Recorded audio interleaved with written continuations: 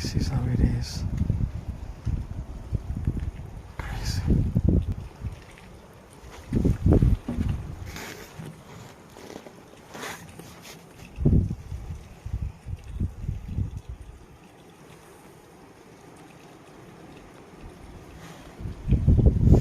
Beautiful, but I am starting to feel more and more not conditions fit for humans.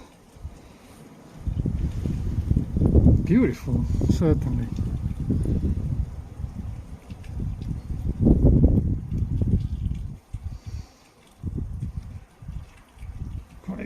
Quite scary.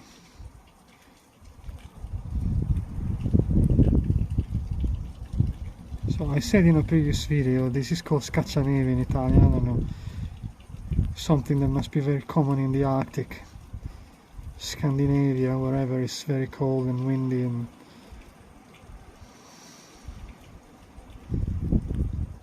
and here we've got falling winds, so this is quite a common condition.